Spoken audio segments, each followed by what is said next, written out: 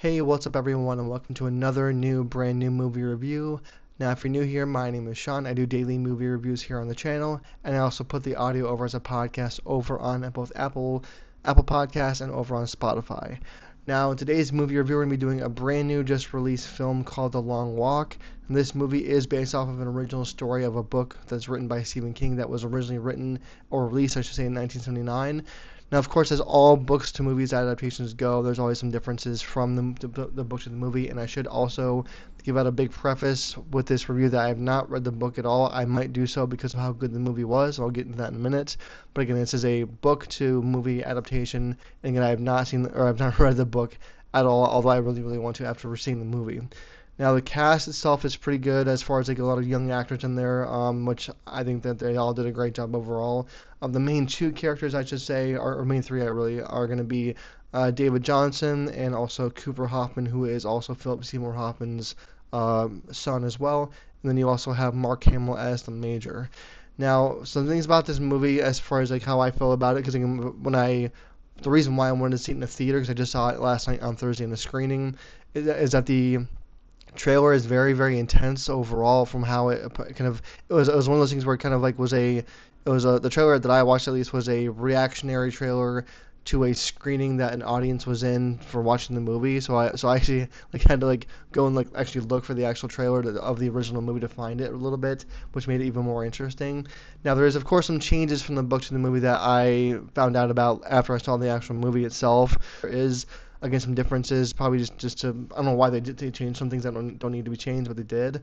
Now again, it's based on a very dystopian future where and they don't really tell much about it in the film. So again, some of my more I don't say negative, but some of the opportunities or things that I wish they had more of the story on, because the movie really opens up with uh, Cooper Hoffman essentially and his character with his mom, just driving to the beginning of this walk essentially, and just kind of like just and there's not really any kind of history on them at all.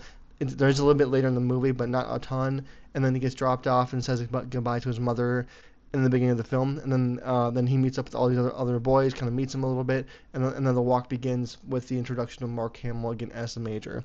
Now, I will say again that this movie is a very, very, it's very, very sad, but also flips right back around to being very inspirational and very not happy but inspirational.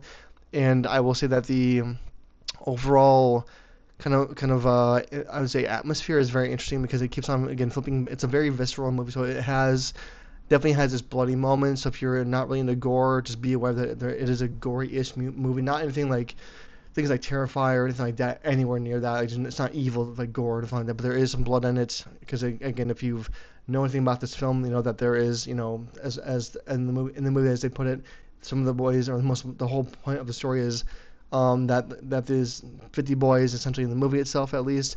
They walk until there's only one left, and then they get their tickets. And there's also some conditions of the long walk as far as you have to be constantly walking at least 3 miles per hour or above that at all times, and you cannot stop at all and you get 3 warnings, that kind of so on and so forth. Again, if you want the details, go watch the actual movie in the theater. It is really, really good.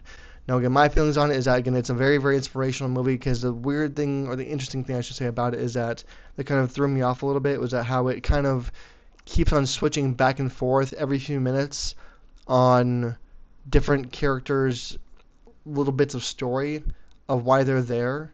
Because in the beginning it's interesting because they get in the very beginning there's a lot of deeper diving into some of the character, not every character. Like there's a lot of extras that don't say a word at all, but there's a lot of interesting kind of like picking of some of the character stories and why they're there and what they're doing.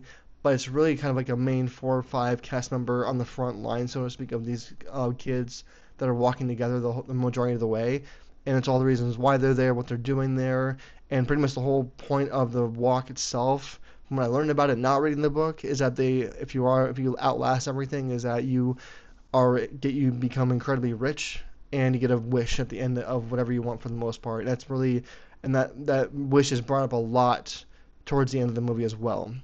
Now the acting in it is absolutely phenomenal. Again, when each character kind of has their own little scene of why they're there, and they kind of give their explanations a little bit in detail. That I feel like the acting, because all these actors are, they are very, very obviously their own person, their own character, but they're all very, very different. Like no two are the same. But what's interesting to me is that how the movie really kind of puts it into a perspective of where none of them are really against each other in a way. Like some of them are in the beginning, some of them are because you get to kind of narrow it down a little bit and filter some people out as far as the story goes. But that was one of the more interesting parts of the movie for me was the fact that none of them are really against each other. They're all just trying to walk as long as they can, even though they know the point of the whole thing of the whole walk is to outlast everyone else, and they know that, and they know what's going to happen if they stop, but they're not against each other. It's a weird, weird thing. They're more against the major, which is Mark Hamill's character, which is all that they call him, and he's not even really in the movie that much. He's in like the beginning of the film, a little bit in the middle, and then also the very very end. But really, his character is not really directly conversing with them much at all. He just kind of gives them like some kind of like hardcore pep talks about how good they're doing like in between various parts. And the movie does a decent job of giving you like time frames and timelines of how far they're walking, what day it is, and all those things like that.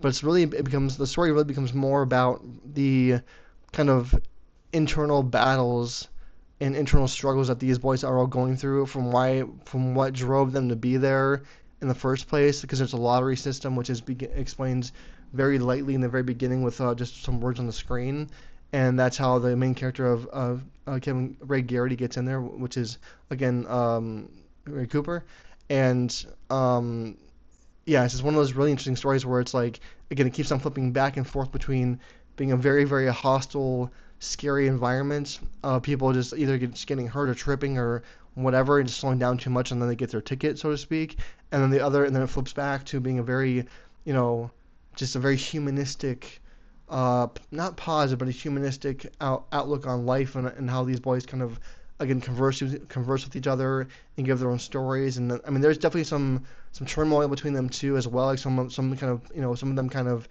pit each other against each other, but it's almost on accident in a way. And then as the time goes on, as this walk goes on for 3, 4, 5 days essentially, that's where things get more and more like not even like drawn out, but it becomes more intense on who just gives up and how they kind of like want to support each other to kind of finish it off, even though there's no finish line, which is kind of crazy. It's a very very surreal movie in that aspect because again it's like one again there's not really much editing to it. There's just a lot of like again very intense scenes of the boys just where they have had enough essentially, or they get hurt or injured and they can't keep going, and so on and so forth. So again, it's not too long of a review for me on this one, just because it is a very very basic, inspiring but basic story, and it's more about the best part of it to me was just how all these boys really go through their own struggles. And it's interesting because I was waiting for and almost expecting, as someone who did not read the book, to have them eventually go against each other, and they never really do. And that to me was one of the more interesting parts of the film. And it might be different in the book, I don't know, because I read that the book or the movie cut out quite a bit of the ending of the book, which made it kind of weird for some people who love the book so much. So it's one of those weird adaptation off kind of things. But again, it's a very very solid movie. I definitely recommend seeing it in the theater.